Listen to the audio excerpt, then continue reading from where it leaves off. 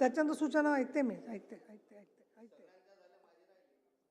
आता ते 2 माझ्या काही शंका आहेत.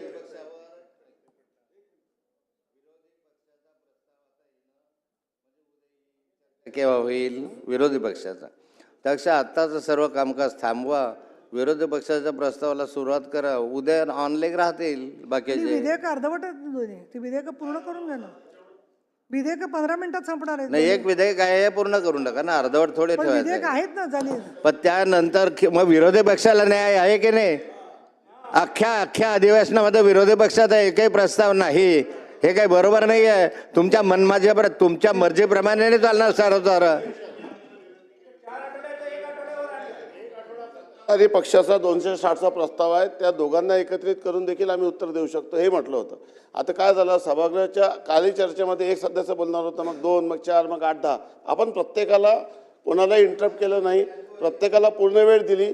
त्यामुळे चर्चेला जर आपण मर्यादा ठरवली नाही तर मग आपल्या सर्व चर्चा, सर्व विषय मार्गी लागणार नाही. मंत्री महोदय, विधेयकाला आपण मर्यादा घालत नाही, नाही. म्हणून आपण तो गोष्ट 260च्या पाळली. चर्चेमध्ये तर ते देखील पण तुम्हाला मान्य नाही. 260च्या चर्चेमध्ये देखील सत्ताधारी पक्षाला काल आपण थांबवलं नाही. आणि त्यामुळे माझी विनंती आहे की आता जे कार्यक्रम सुरू आहे, नाही, असं मान्य नाही केलेलं सत्ताधाऱ्यांनी की नाही. मी पण होते ना, मी पण मीटिंग मध्ये होते, मला माहिती आहे काय झालं ते. नाही, पण आता हे विधेयक पूर्ण करा ना. आता काय